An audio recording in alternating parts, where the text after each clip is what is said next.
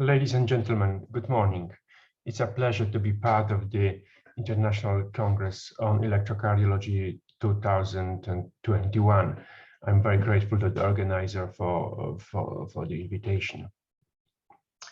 My task is to talk about failure to capture on ventricular pacing, but in the context of the new era of pacing, of conduction system pacing. Let me begin with these few simple tracings that come from our lecture that I prepared over 20 years ago for residents to teach them basic concepts of pacing.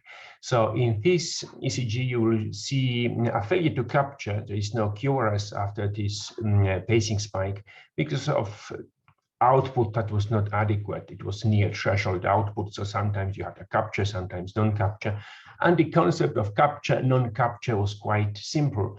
If there was a QRS after the pacing spike, this was capture. If there was no QRS after the pacing spike, this was failure to capture. Let's see the next ECG. It was also important, and is still important, to consider refractoriness as a playing factor.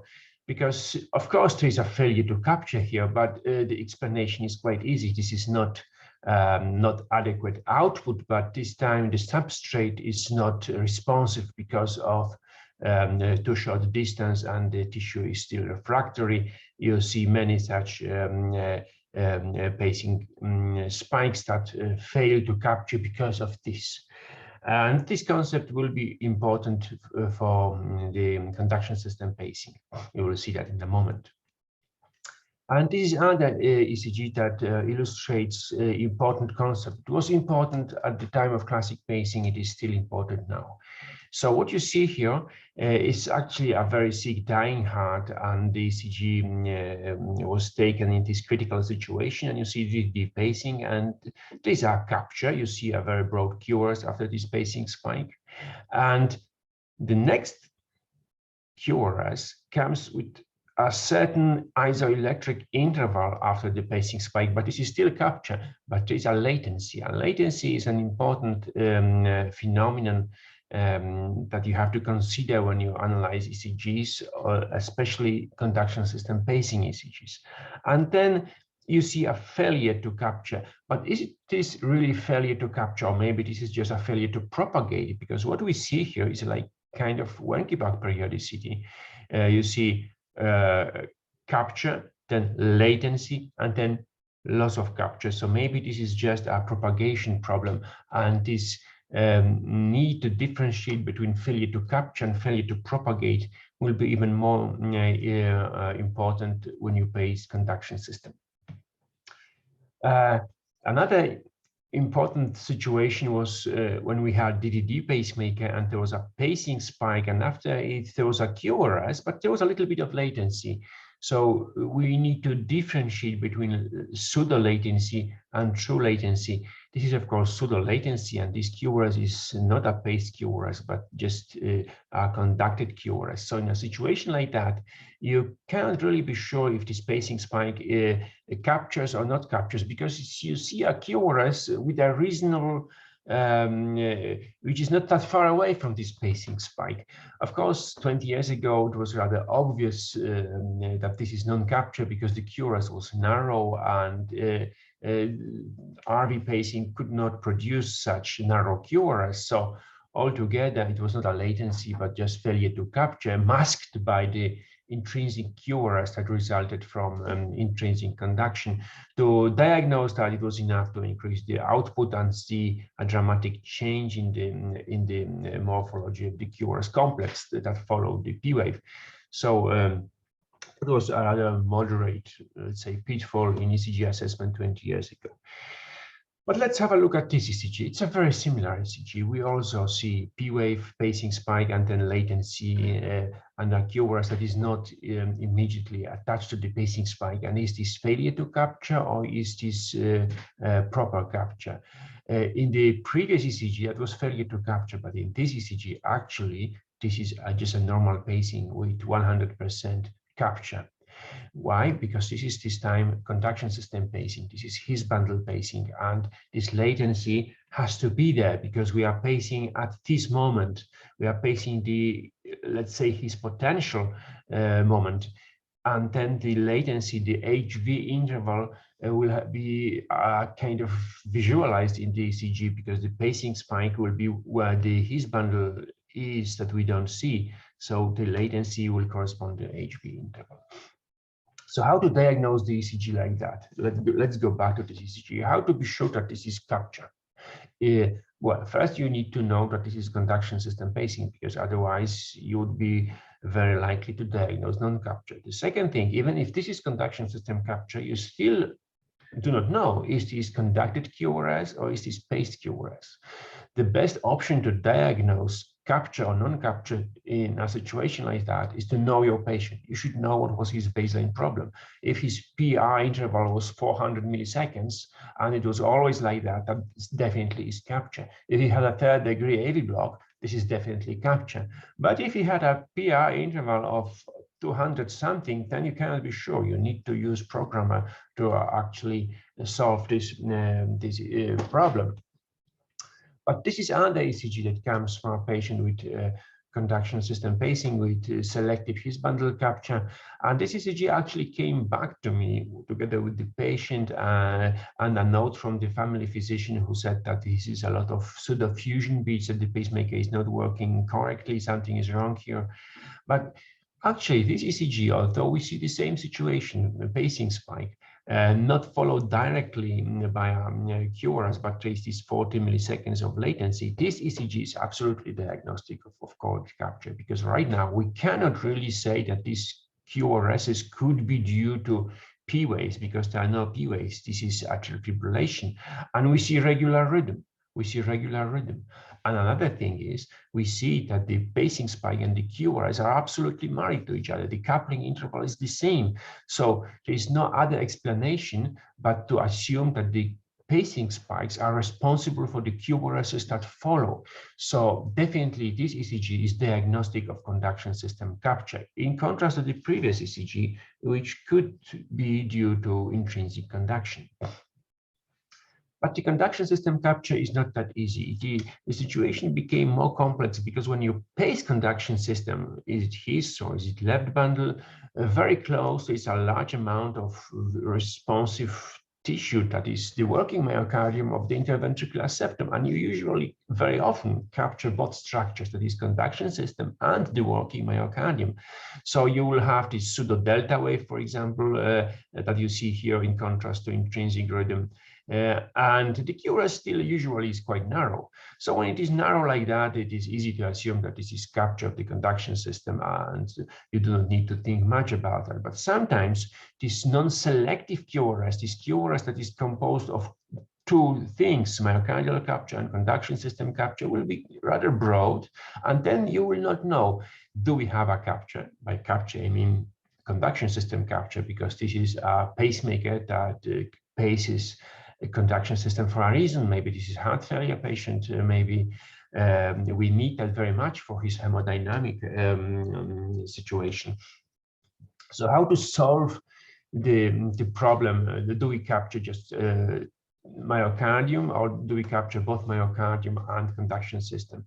If we are faced with slightly broader QRS, for example, like this one in V6, well, the simple maneuver that we use during implantation is to go down with the output, and then you will see the transition, because the capture threshold of his bundle and of the right ventricle are usually different. So when you go down with the output, you will capture only one structure, and at that moment you capture only right ventricle, while this QRS corresponds to capture of both right ventricle and his bundle. So when you see that, this is absolutely diagnostic. It's quite easy, and the concept is straightforward. But this is a dynamic maneuver. You need a programmer. Not when you are faced with just an ECG or you do not have a programmer, you cannot use that method. Moreover, sometimes the capture threshold might be quite rare, but not that rare when you pace left bundle branch. So how can you approach a paced QRS in a patient with conduction system pacing device and say, oh, this is loss of capture? of conduction system, of course. Oh no, this is not loss of capture. So one way to approach that is to use the method we used for CRT, because actually the problem is very similar that we had 20 years ago when CRT came into the market and clinical practice. So this is an algorithm that we developed for that purpose. And let's have a look at it, what it concentrates on. So it looks at lead V1, and lead V6, and it looks at QRS features that are typical for the polarization wavefront going from the left ventricle into the right ventricle. So that would be positive V1, that would be negative component V6, because the polarization wavefront goes away from V6, from the lateral wall, and it would be negative 1 because the polarization goes from the left to the right, not from the right to the left. So QRS features should be there that would tell you that the other component, the LV component, the CS lead is working. And the other thing was the QRS duration. And I believe our algorithm is the only one that uses the QRS duration as a diagnostic feature to say that we have a correct biventricular pacing. Why QRS duration? Because in our patient with heart failure, it is impossible to obtain very narrow QRS when you only pace RV. So this was the approach for CRT, and a very similar approach we used for conduction system capture diagnosis. First, we looked at the QRS, if it can differentiate the His bundle pacing and RV pacing. And yes, it can, because the median QRS duration during conduction system pacing is significantly less. But there's also an overlap, which makes this criterion not so perfect. So we looked at the activation of the lateral wall of the left ventricle, because that might be a more sensitive and more specific marker. And indeed, the overlap is less when you use the time to the peak of the R wave in V6 as a diagnostic measure. So time to R wave peak in V6 of 100, 110 can differentiate His bundle and right V on myocardial capture. But apart from that, apart from the V6 and the time to the R wave peak, we also noticed that the patients who have conduction system capture lose features of right ventricular pacing, plateau in one, or notch, or slur in the lateral leads. Let's think about it for a moment. Right ventricular pacing is a kind of a left bundle branch block physiology, because the left ventricle, lateral wall of the left ventricle is very delayed. And you see in the ECG the same features that you see during left bundle branch block. We all remember the definitions for left bundle branch block, and almost all of them include notches and slurs. And this is exactly what we also see during right ventricular pacing. So when you pace conduction system, you want that gone, because you pace conduction system for a reason. You want to take the left bundle branch block physiology out of the equation. So if you see features of a left bundle branch block in the ECG, then definitely you have a non-capture situation. So right now, we have a different story than we've seen in the first picture. In the first slide, you had a pacing spike and a QRS, or pacing spike and no QRS, a binary situation, capture, non-capture, easy concept. Right now, we may have a pacing spike and a QRS like you see here, and I say this is non-capture. So the very presence of QRS doesn't ensure the capture during pacing. So we use that criteria into a nice algorithm that is quite useful diagnostically. You can use it for follow-up of patients with His bundle pacemaker.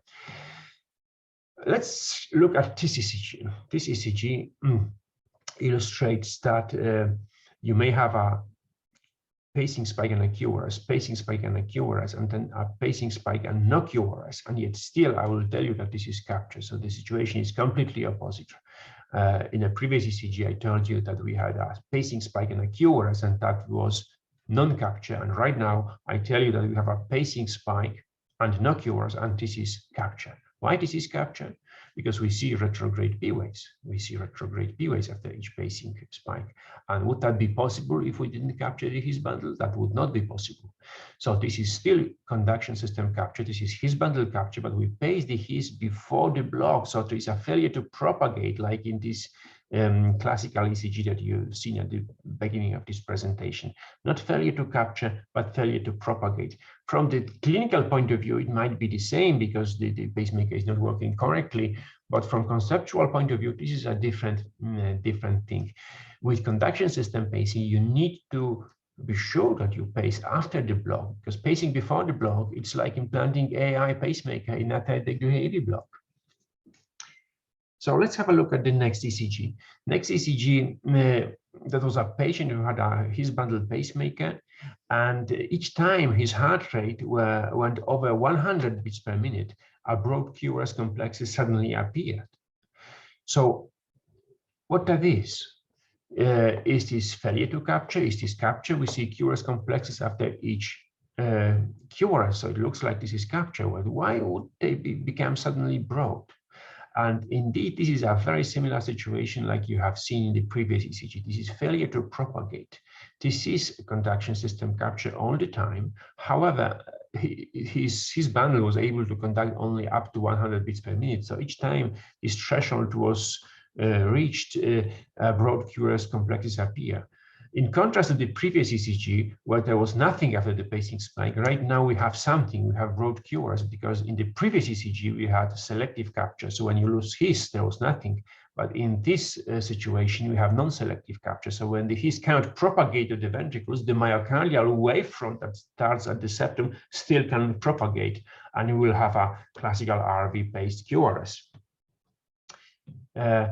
Let's look at this ECG because it's quite important for the concept that you will see in the subsequent ECGs. It was taken in 2014, 7 years ago, on one of my first his bundled pacemakers, and you see DDD pacing, and then there's a PVC that seems to be undersensed because it does not influence the pacing rate.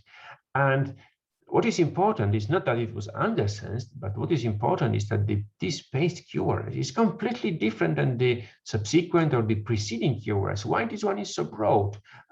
With the slur in D6, with the plateau in lead 1, why does it look like RV-paced QRS? Although does the threshold went up suddenly because of this PVC? No.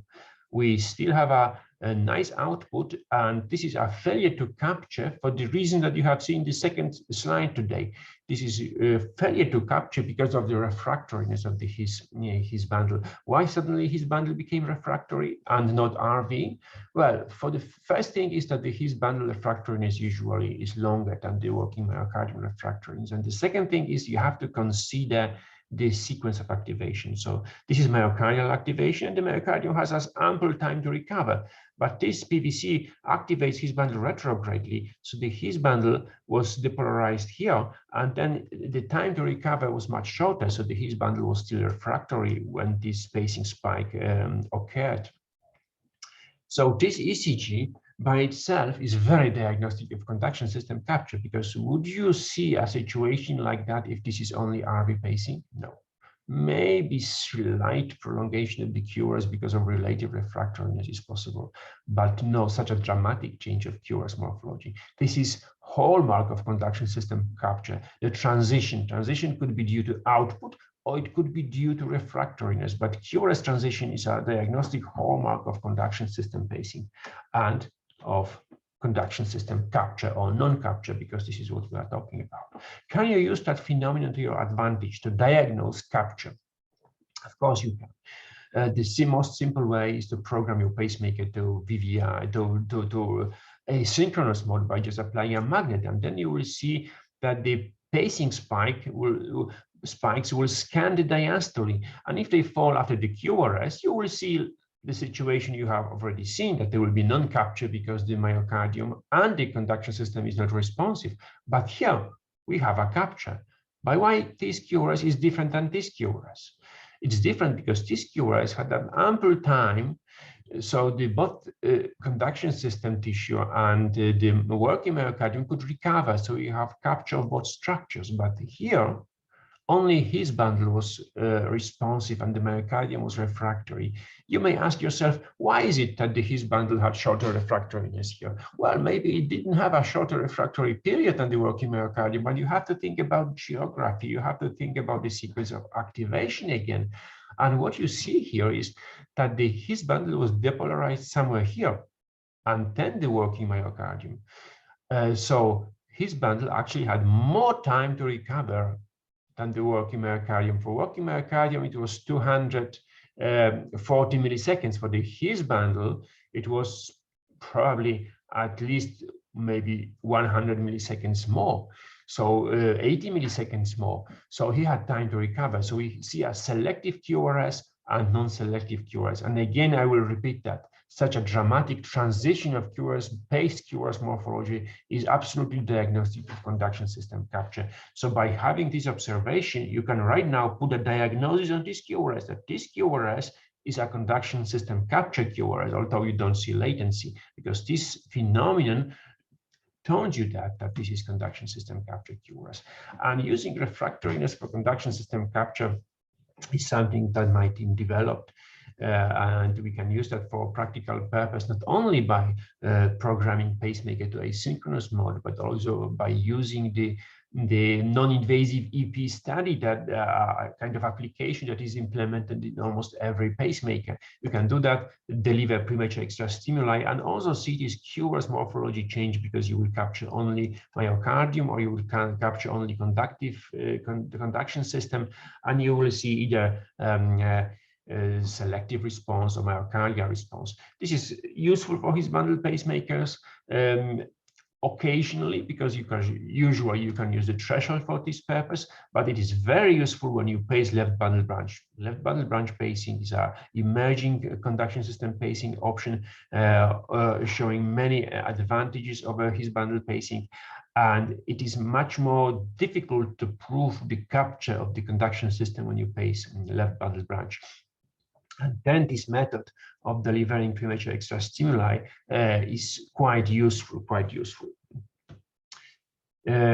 But before I conclude, I would like to show you one more method how to diagnose conduction system pacing, and a kind of philosophy how to look at the paced QRS in the era of conduction system pacing. So our idea was that if you pace the conduction system, the activation to the lateral wall of the left ventricle, regardless whether you pace the his or the left bundle, the activation time should be the same as during intrinsic conduction, because it doesn't really matter whether the depolarization reached that part of the conduction system via the pacing lead or via the native fibers. It should be the same. So from this to this, the AB interval should be the same. You can measure it from the left bundle branch potential, or you can measure it from the QRS onset. It would be the same.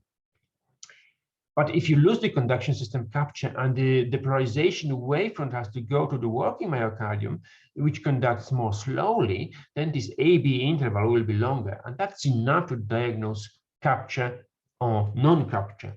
And you see an easy example here. The time from the beginning of the QRS to the RF peak was 56 in this individual. It didn't change when he developed right bundle branch block, because that does not influence the conduction to the lateral wall of the left ventricle. And exactly the same value was obtained when we pace his left bundle, either non-selectively or selectively. This time was absolutely the same. But when we lost conduction system capture, it immediately went to 74 milliseconds and became longer. And this is diagnostic of loss of capture. But you can also look at this through the eyes of classic criteria of what is a normal QRS. Let's think about it for a moment. What is the upper value of normal activation for the lateral wall of the left ventricle? Actually, we very well know that criterion, because it is used for left bundle branch block diagnosis. If the time to the intrinsic deflection, which is in the essence time to the R wave peak in V6, is over 60 milliseconds, this is left bundle branch block physiology, left bundle branch block type of QRS. So if you see that this is 74, this is definitely left bundle branch block again. So this concept that we use for his bundle pacing can be also used for left bundle branch pacing. If you see features of left bundle branch in your QRS, this is non-capture. And even if this is capture, it doesn't do what we expect it to do. It does not restore physiology. So this is not physiological pacing if you pace sick conduction system and not correct the disease. So this is within the norm, maybe slightly in the upper part of it, but still within the acceptable norm. This patient had conduction system disease, so 56 is acceptable perhaps, but this is different than 74. So you can look at the QRS through the eyes of normal activation criteria. And this last slide, my conclusion slide, illustrates this very nicely. So what you see here, actually it was published recently under this poetic title, Reaching the Left Bundle Branch Pacing Area Within 36 Heartbeats, because what you see are the continuous change of QRS complexes when you go from the right side of the left of the interventricular septum to the left side of the interventricular septum, where you see right now the lead tip in a patient with left bundle branch pacing. So when you do that and you pace constantly, this is a technique developed in our lab, a constant pacing during lead deployment into the septum. If you do that and you see this smooth change of the QRS complexes, you have to reflect that the capture and the non-capture is far from what you have seen in the first slide, where it was a binary thing: capture, non-capture, QRS, no QRS after the pacing spike. Right now, it's no longer a binary thing. There are much more shades to it. You see full spectrum of QRS complexes, and it would be hard to say where actually capture did occur and when we did lose capture. Well, when you look at the first QRS with notches, with typical left bundle branch block appearance, this is definitely non-capture. This is lack of capture, because this is just RV pacing. This is lack of capture of the conduction system. If you look at the last QRS with tiny latency, very sharp R in V6, and the time to the R wave peak of 68, you have to subtract the latency of 30 milliseconds. That would make around 40 milliseconds to the peak of the R wave in V6. Excellent physiological activation time of the lateral wall. This is definitely capture. This is definitely non-capture. But then if you look at the smooth transition, you have to wonder, is 68 so much different that, let's say, 84? This is just 60 milliseconds. Does 60 milliseconds play such a big role that we should diagnose non-capture here? Although this is, if from physiological point of view, lack of capture of conduction system, we only pace left bundle branch area myocardium. But there is early re-engagement of the conduction system. This is why the QRS is so nice. So can we really say that this is non-capture? And you can go at the preceding QRS, which also differs by 15 milliseconds. So you see that the capture from a binary simple concept became a much more complex situation, both clinically and physiologically and electrocardiographically. And with this slide and this introduction of this concept of capture that we have right now in the conduction system pacing era, I would like to conclude. Thank you very much for your attention.